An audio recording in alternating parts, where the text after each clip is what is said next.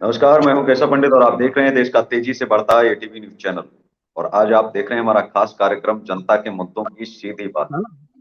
और अतुल निरंजन जी जुड़े हैं हमारे साथ में भागलपुर से। अतुल निरंजन जी,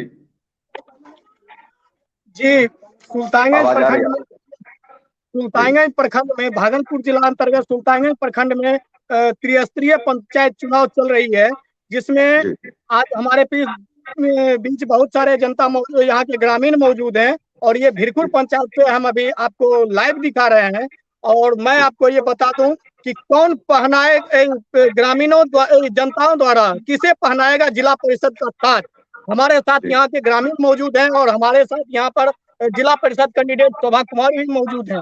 और मैं आपको बता दूं कि यहाँ की जो विशेष मुद्दा है वो है स्टेडियम का सौंदर्यीकरण। स्टेडियम का सौंदर्यीकरण तथा 60 बेड का हॉस्पिटल, जो कि माननीय मुख्यमंत्री के द्वारा मनोनीत कर चुकी है, लेकिन अभी तक वो धरातल पर नहीं पहुंची है। और यहाँ क्यों जो ऐसा क्या रहा, क्यों नहीं अभी तक जो है बन पाया? जी जी। और यहाँ का मेन मुद्दा है ये। मैं अभी अति पिछड़ा वर्ग मोहल्ले में मौजूद हूँ। इसके जी उत्थान का विषय, तो यहाँ पर हमारे साथ जिला परिषद कैंडिडेट मौजूद हैं। आइए हम उनसे जानते हैं कि इस मुद्दे पर वो क्या संदेश देना चाह रहे हैं। बताइए। जी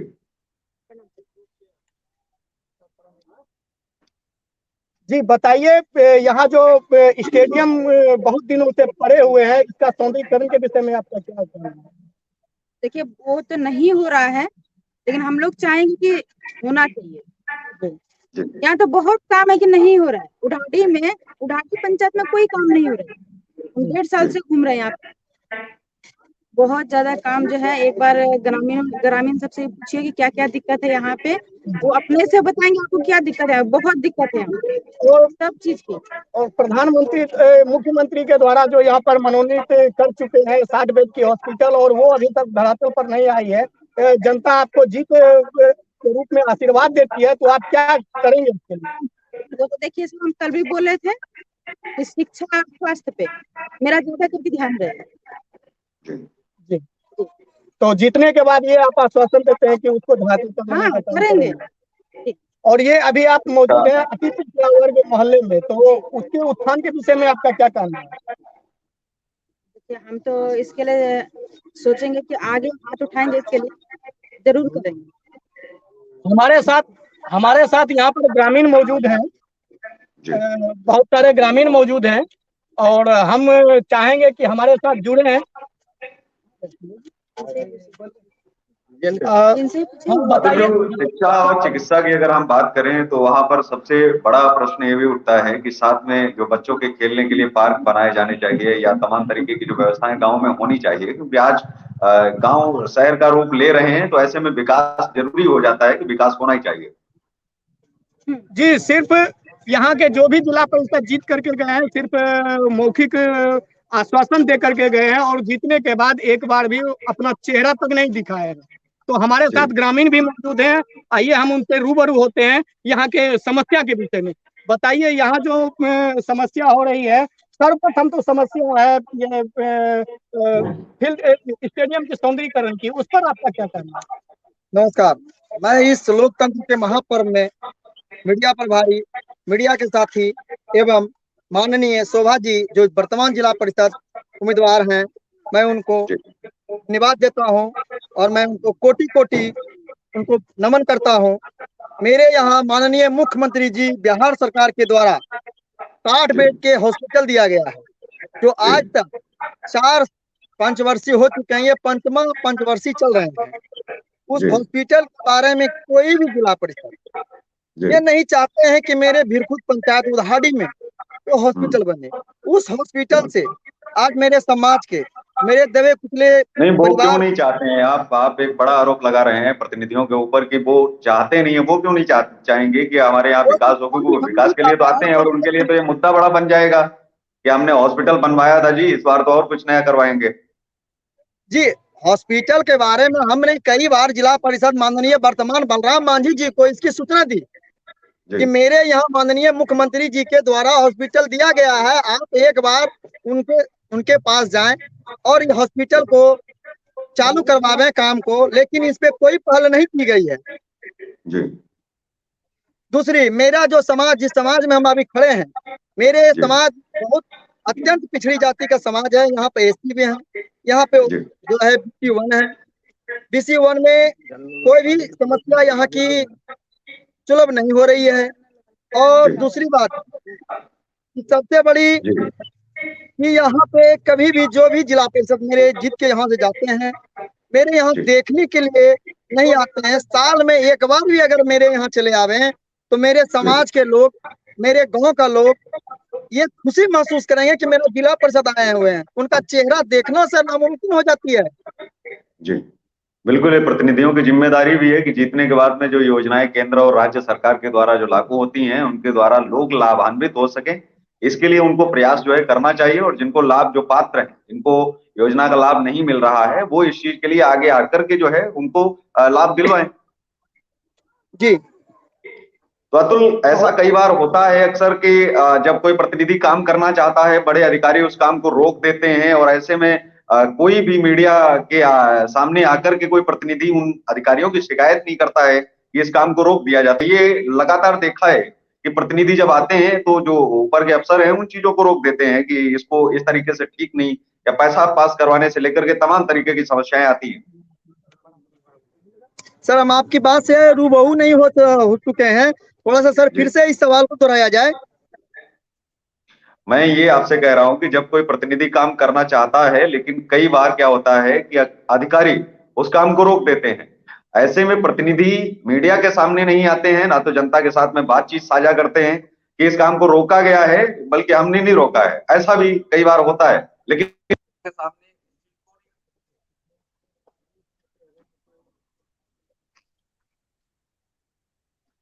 जी, आवाज आ रही मेरी? जी सर। तो सर इसी कारण से तो हम आज जो लोकतंत्र के महापर्व में हम लोग हैं, हम अपने प्रतिनिधि को चुनते हैं कि वरीय पदाधिकारी से जाएं, वरीय पदाधिकारी के मेरी समस्या बतावें। वो तो उनकी समस्या है सर, वो हमको कहें कि मेरे वरीय पदाधिकारी नहीं सुनते हैं तो मैं उनके साथ जाने के लिए तैयार हूँ। लेकिन सर ये बोलने के लिए क्यों नहीं आते हैं? अब इसी चीज के लिए हर बार 5 साल में चुनाव हो जाता है, क्योंकि अधिकारी आपके सिर पर जो है 60 साल के लिए बिठा दिए जाते हैं, 62 साल के लिए बिठा दिए जाते हैं। अधिकारियों का एक प्रतिनिधि इसीलिए हर 5 वर्ष में चुनने का अवसर दिया जाता है जनता को। लोकतंत्र की यही खूबसूरती है कि आपको अगर अच्छा नहीं लग रहा है, या कार्य वो सही ढंग से नहीं प्रतिनिधि कर रहा है, जिस जनप्रतिनिधि को आप चुनते हैं, तो इसलिए आपको बदलने का भी अवसर मिलता है। तो इस बार क्या आपके उधर क्या लहर है कि परिवर्तन इस बार होकर के ही रहेगा?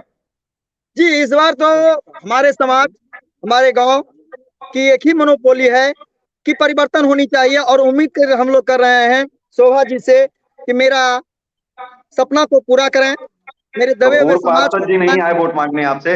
पूर्व जी पूर्व पार्षद जी नहीं आए वोट मांगने गांव में? जी नहीं, अभी तक वो जो मेरे समाज में नहीं आए हुए हैं श्रीमान। हम्म। तो शायद कुछ बांटने की तैयारी कर रहे होंगे कि आप लोगों को जो है कहीं ना कहीं कुछ लाभ पहुंचाया जाए, उस व्यवस्था में सर, लगे हो, ऐसा भी हो सकता है। सर बांटने की अगर बात की जाए तो मेरे यहाँ सर फील्ड बना देना, मेरी फील्ड की सौंदर्यीकरण कर देना, जो मेरी बच्चे उस पे जाके कम से कम क्रिकेट खेल सके श्रीमान। कुछ चीजें बिहार में बैन भी हैं, उन चीजों को भी नेता लोग जो है लागू कर देते हैं चुनाव आने पर। जी तो चलिए, बहुत अच्छा लगा कि आप जो है चाहते हैं कि बदलाव होना भी चाहिए, प्रतिनिधि बदलने भी चाहिए, और बहुत जरूरी है। जी अतुल। और यहाँ के सर अस्थाई यहाँ के उम्मीदवार भी हैं, उनके विषय में भी मैं इनसे जानना चाहूंगा कि उनके विषय में इनकी क्या मोनोपोली है, बताइए। जी, मेरे गांव का एक उम्मीदवार खड़े हैं जिनका नाम पीयूष पासवान जी हैं। और वो ऐसे उम्मीदवार हैं श्रीमान कि बिना जीते हुए आज से 3 साल पहले मेरे ओबीसी समाज के व्यक्तियों के साथ 26 लोगों पे बेबुनियाद केस किए हुए हैं। और हाल फिलहाल में नॉमिनेशन के पहले मेरे बगल पड़ोसी में एक दुकानदार जो मुर्गा और मछली बेचते हैं, उनके पास आए और उनको बोले कि भैया तुम हमको मछली दो। ये बोले कि पूर्व का उधारी हमें चुकता कर दो तो मैं आपको जो है देने के लिए तैयार हूँ। इसी क्रम में अभी वर्तमान उम्मीदवार पीयूष पासवान जिला परिषद जिनकी चुनाव की इंजन छाप है, वो मारपीट इतनी बुरी तरह से किए क्योंकि जो कि समाज के सामने वो बच्चा डर से अभी तक अपना दुकान खोलना नामुमकिन समझ रहे हैं। मैं जो विनती अगर ऐसे करता हूँ प्रतिनिधियों को मीडिया अगर को, दे दिया जाए। ऐसे जी उम्मीदवार को जी। ऐसे लेकिन ये उम्मीदवार लोकतंत्र को की खूबसूरती, ये लोकतंत्र की खूबसूरती है कि यहाँ पर हर कोई नामांकन कर सकता है। जीतना और जिताना तो जनता के हाथ में है। लेकिन दूसरी सबसे बड़ी बात है कि जो आपने ये पक्ष रखा कि जो जिन लोगों के हाथ में भी सत्ता और सियासत कोई पावर नहीं है, वो लोग अब भी मिसयूज करते हैं कानून का। अगर उनके हाथ में ये सत्ता पहुंच जाएगी, पावर पहुंच जाएगी, तो वो कितना दुरुपयोग करेंगे इस चीज का। और तो मेरे बिल्कुल दवे ऐसे प्रतिनिधियों को। भगा देंगे कहाँ से? जी इसीलिए मैं उम्मीद करता हूँ शोभा जी से कि मेरे दबे कुचले समाज, क्योंकि ये भी एससी उम्मीदवार है, एक महिला उम्मीदवार है, योग्य है, कर्मठ है, जुझारू है और लगनशील उम्मीदवार है, इसलिए मैं इनसे आग्रह करता हूँ, निवेदन मुझे करता लगता हूँ, है कि आज प्रार्थना के करता समय हूँ। में जातीय मुद्दा नहीं होना चाहिए, जातीय विषयों पर नहीं जाकर के विकास की बात होनी चाहिए। जो पढ़े लिखे हैं, जो आपके लिए हर समय आपके साथ में खड़े रहते हैं, उन लोगों के साथ में आपको जो है आना चाहिए, निकलना चाहिए, क्योंकि वो जी आपकी आवाज को वहां तक ले जा सकते हैं जहां तक आवाज जी पहुंचनी चाहिए। जी हमारे हमारे साथ यहाँ पर सर पीड़ित जो जिसके साथ में वो घटना हुई है वो भी यहाँ पर मौजूद है सर, हम उनसे भी नहीं, रूबरू मैं होना अभी इस चाहेंगे। पर घटनाएं नहीं रखना चाहता, क्योंकि ये जनता के मुद्दों की बात है और यहाँ पर जनता की शिकायतों की बात नहीं है। तो मुझे लगता है कि उनकी और क्या मांगे हैं, महिलाओं की क्या मांगे हैं, वो क्या चाहती हैं कि उनको भी कोई स्वरोजगार, गांव में रोजगार कुछ ऐसा दिया जाए कि चार पैसे उनको आए। क्योंकि कोरोना ने गांव के लोगों की, शहर के लोगों की हर जगह कमर तोड़ के रखी हुई है। तो उनकी क्या जो है जो वहां के प्रत्याशी हैं, उनकी क्या प्लानिंग है, और वहाँ के जो स्थानीय लोग हैं उनकी क्या मांगे हैं, वो क्या, उनके क्या मुद्दे हैं। जी आप मैं उनसे रूबरू होना चाहूंगा। आप बताइए तमाम कि लोग क्या ऐसे क्या होंगे आपके बीच में, तमाम लोग ऐसे आपके बीच में होंगे, किसी की पेंशन नहीं बन रही है, किसी को अभी तक आवास नहीं मिला है, तो किसी की कई तमाम तरीके की समस्याएं जो लोगों की होती हैं, जिनको प्रधान या सरपंच नहीं सुन पाता, उनको वो चाहते हैं कि हम पार्षद के जरिए आगे जो है इसको बढ़ाएं, या हमारी बात जो है रखी जाए और हम इससे लाभान्वित हों, वो लाभार्थी भी हैं। तो ऐसे मुद्दों को भी रखा जाना चाहिए, क्योंकि ये उन्हीं के मुद्दे हैं, उन्हीं पर चर्चा और परिचर्चा होनी चाहिए। जी हमारे साथ यहाँ पर वृद्ध महिला भी मौजूद है, यहाँ के ग्रामीण है, और मैं जी उनसे चाहूंगा, रूबरू होऊंगा कि इनकी क्या प्रॉब्लम है, इसकी क्या समस्या है और क्या उनके जो इनको। पेंशन वगैरह जो बनती है, हाँ, जो वृद्धावस्था एक पेंशन आती है, वो इनकी बंधी है कि नहीं बंधी है, उसके पात्र हैं कि नहीं है, इन चीजों पर चर्चा बिल्कुल ग्रामीणों के साथ में होनी चाहिए। क्योंकि ये जनता की छोटी छोटी समस्याएं बहुत बड़ी समस्याएं होती हैं। क्योंकि सबसे बड़ी समस्या नाली खड़ंजा ये नहीं है, ये तो कोई भी आकर के बनवा करके चला जाता है, वो तो अलग विषय हो गया। किसी के पेट में रोटी कैसे जानी चाहिए, ये प्रमुख मुद्दा है जनता का। आज के दौर में ये प्रतिनिधियों को सबसे पहले लेना चाहिए, क्योंकि ये जरूरी है। विद्यालय बनाना एक पूरे समाज की जिम्मेदारी है, विधायक की भी जिम्मेदारी है, सांसद की भी जिम्मेदारी है, और मुख्यमंत्री की भी, प्रधानमंत्री जी की भी। लेकिन जो योजनाएं हैं उनका कैसे लाभ लोगों को मिल पाए, उन चीजों पर ज्यादा पहल होनी चाहिए प्रतिनिधियों की आज के दौर में। क्योंकि वो सीधे जनता के पेट से मुद्दा जुड़ा होता है कि उनको रोजी और रोटी का जो है, जो सवाल सबसे बड़ा जो खड़ा होता है, उस पर बातचीत होनी चाहिए। जी हमारे साथ मौजूद है यहाँ पर एक वृद्ध महिला है, मैं उनसे जानूंगा कि उनकी क्या समस्या है, मैं उनसे रूबरू होना चाहता हूँ। जी जी बताइए आपकी क्या समस्या है, क्या सब आपको नहीं मिल पा रहा है। मेरी तो समस्या है कि हमको तो पानी नहीं मिलता है। क्या पानी की वृद्धा वृद्धा पेंशन पेंशन मिल गया है। हाँ बिल्कुल मिल गया। आवास अच्छा, योजना पानी का की लाभ समस्या है। इंदिरावास मिल गया। आज कुछ नहीं है कि पानी व्यवस्था नहीं, आरू में दिक्कत है। पानी सर यहाँ टैंकी लगा हुआ है, लेकिन हर घर में पानी नहीं गाँव जाता है। समाज परिवार को उसको देना चाहिए। तो शोभा जी, पानी के लिए आपकी क्या प्लानिंग है? आपकी जो जो आपने मास्टर प्लान अपना तैयार किया होगा, क्योंकि तमाम चीजें हैं, तो क्या प्लानिंग है कि इन लोगों तक जो पानी की बहुत बड़ी समस्याएं जो देखी जाती हैं, उनके लिए आपकी क्या प्लानिंग है? जी बताइए बताइए क्या समस्या है आपको। सर हम लोग का यहाँ कौन सी मिल रहा है, क्या नहीं मिल रहा है? कोई चीज नहीं मिल रहा है। ये जो बोल रहा है अभी, एक कलौनी दे दिया, उसी में हो गया। चलिए सर हमरे घर पर, हमरे 2 को लड़का है, 2.5 धूर जमीन है, हमको कलौनी नहीं मिलता है। चलिए आके इंक्वायरी कीजिए, तुम्हारा वाला 5 बीघा वाला क्या कलौनी मिलता है सर। जी। कहाँ क्या लिया होगा? ये बताइए। मेरे और क्या समस्या है? समस्या कुछ नहीं सर मिलता है। वृद्धा पेंशन मिला आपको? वृद्धा बिना 400 रुपया से क्या खाएगा? तो आज तो निम्न आपके मिलेगा। सामने प्रत्याशी भी हैं, आज आपके सामने चुनने का एक मौका भी है, बोलने का अवसर भी है कि आज आप इनसे मांग लीजिए, इनसे बोलिए कि हमारे ये अगर वादे पूरे करती हैं तो आप इनका समर्थन आप करेंगे तो हो सकता है। अब आप आज कैमरे पर लाइव हैं, ये अगर आपके साथ में ऐसा नहीं होता है तो हम इस फुटेज को दोबारा दिखाएंगे। जी जी जी एक बार जी आके सर आप यहाँ की इंक्वायरी कीजिए। जी, हमारे साथ मौजूद है यहाँ पर जिला परिषद कैंडिडेट। नहीं, बिल्कुल किया जाएगा, लेकिन प्रतिनिधियों को आप पहले आने तो दीजिए, वो अपनी जिम्मेदारियां संभालें, उसके बाद जो आपके साथ में वादे वो करेंगे और उनसे मुकरते हैं तो बिल्कुल जांच होगी और बिल्कुल जो है उसकी पड़ताल भी की जाएगी। नहीं मिला है। जी जी जी बताएं। तो ये लोग तो बोलेगा ही बोलेगा।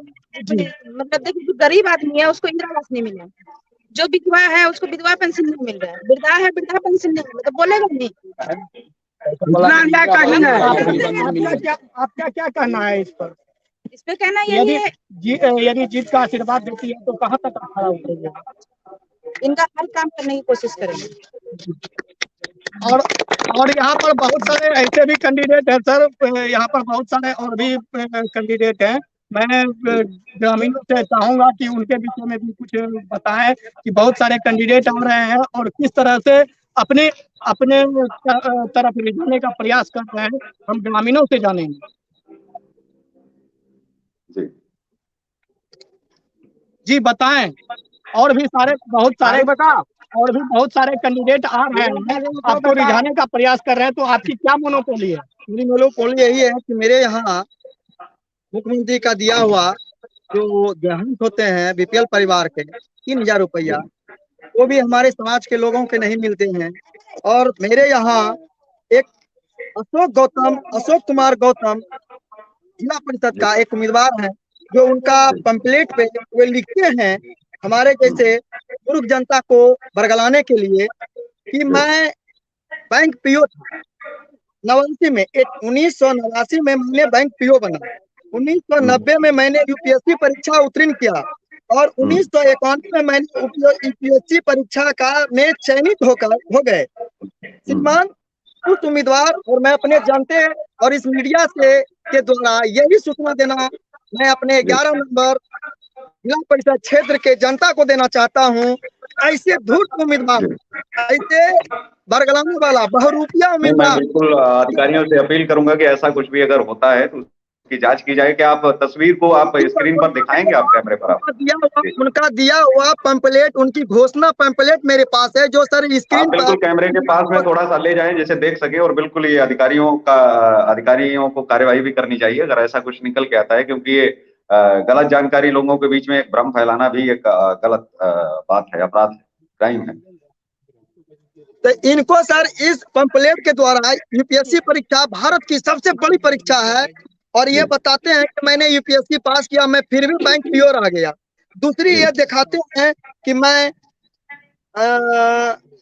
जन आंदोलन के द्वारा भूमिहीनों का एक आंदोलन चलाए, इसमें सर ये डेट नहीं खुले हुए हैं।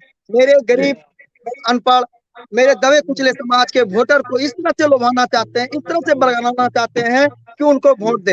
लेकिन मेरे समाज से, मैं अपने 11 नंबर जिला परिषद क्षेत्र के सभी गांवों से, सभी जनता से मेरी अपील है कि नहीं, आप ऐसे चैनल पर आप अपील नहीं कर सकते हैं, अपनी सिर्फ आप बात रख सकते हैं, कोई अपील यहाँ पर आप नहीं कर सकते हैं। उस अपील के लिए आपको अपने प्रत्याशियों के साथ जाना पड़ेगा, उनके साथ आप घर घर जाकर के अपील आप कर सकते हैं, कार्यक्रम करके आप कर सकते हैं, क्योंकि चैनल आपको अपनी बात और अपनी सहजता से आप अपनी चीजों को रख पाए, उन चीजों के लिए चैनल हैं, क्योंकि वो मंच आपको देते हैं, वहां पर आप अपनी जानकारियां रख पाए, चीजें आप तथ्य परक जो चीजें हैं उनको आप रखें, क्योंकि उसे देश सुन रहा होता है, लोग देख रहे होते हैं और भी लोग जागृत होते हैं इस चीज से। ये आपने जो है जो ये रखा, इसके लिए बिल्कुल कि इस पर अधिकारियों को जांच करनी चाहिए और इस पर जो है जांच कमेटी बिठा करके जांच करवानी चाहिए। अगर ऐसा कुछ नहीं है, ऐसा कुछ अगर है तो अच्छी बात है, अगर नहीं है तो फिर ये अन्य प्रत्याशी जो इस प्रकार का कर रहे हैं उनके अंदर कानून का डर बैठेगा और वो इस प्रकार की चीजें जो है जनता के बीच गलत जानकारी नहीं रख